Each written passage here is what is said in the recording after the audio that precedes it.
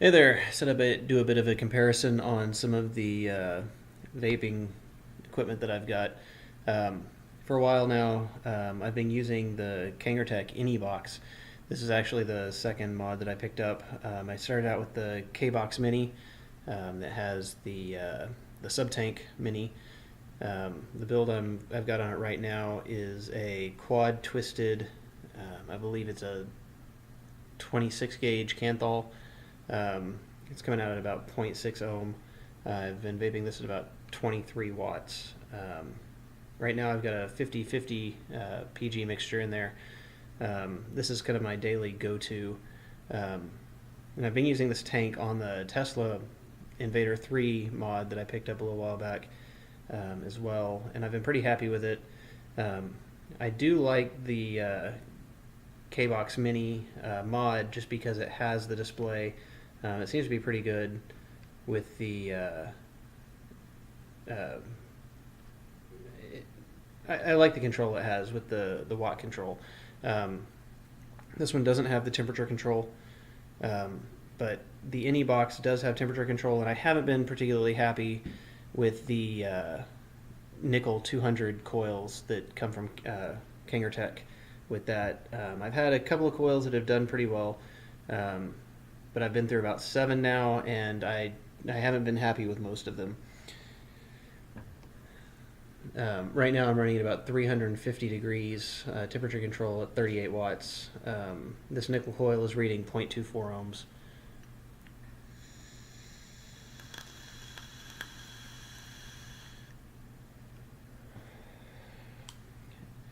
The main issue I've had with the Inebox, on temperature control at least, is that it doesn't seem to be particularly consistent. It'll hit pretty warm at first, and then a lot of times it feels like it just completely drops off. And I'm not getting much out of it. I just changed this coil last night, and it's doing pretty well for right now. I have had some of the issues with it leaking from the bottom here that I've heard a lot of people complain about. But I do like the compact size, and with the standard dropping coil on watt mode, or just running on straight power mode, I've been pretty happy with it. Fairly compact, fits in my pocket. It's not terribly intrusive, but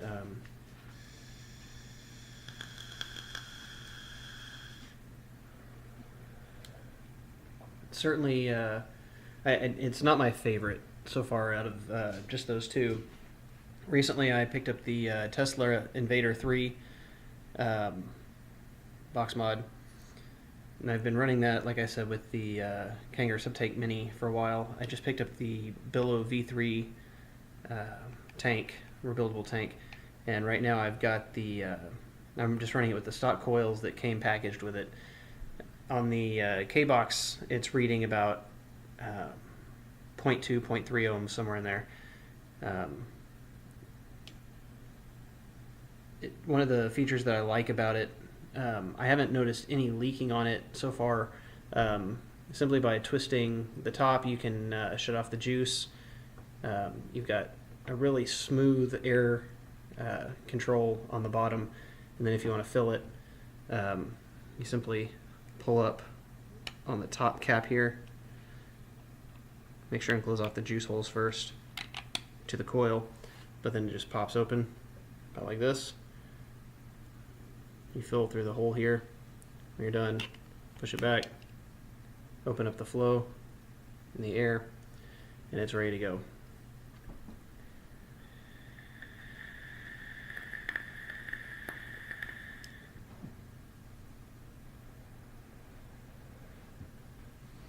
The juice that I'm running in here right now is a new juice that I just picked up. I just tried it for the first time last night. It's an 80-20 PG VG blend.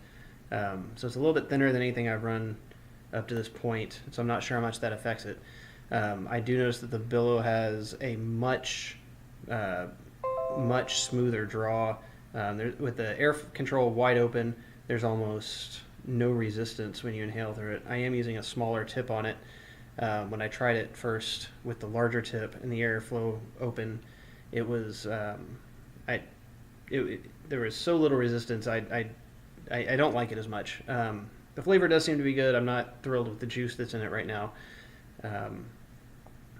But so far, I'm really happy with the coil. I really want to try it with some different juice that I'm familiar with so I can accurately compare the flavor.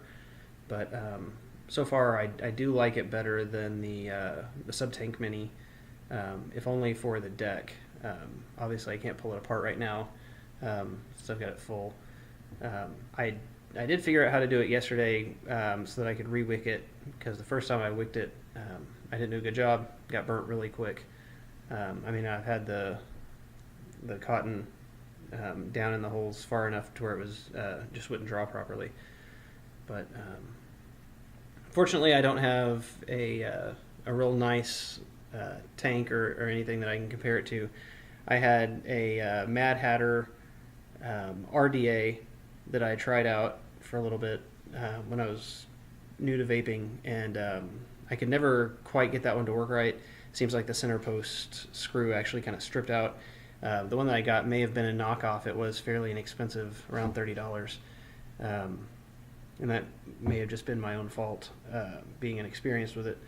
But so far, I really like having the tank. This is the V3 Plus. It is a 25 millimeter tank. It's supposed to hold about 5.5 milliliters of juice, which is about what I go through in a day if I'm vaping regularly. So I think the capacity is going to be good. I've been really happy with the Tesla Invader 3 set on the low voltage setting, which has been sufficient for me so far. I haven't noticed that I've run out of batteries within a day. I don't like that it doesn't have a battery indicator anywhere on here except that the LED at the top flashes when they get low. So I can't tell exactly how much power is left, unlike the Kanger Kbox, which does have the battery indicator here on the display. Anyway, I don't know how helpful that might be to you, but that's what I've got. Hope it works.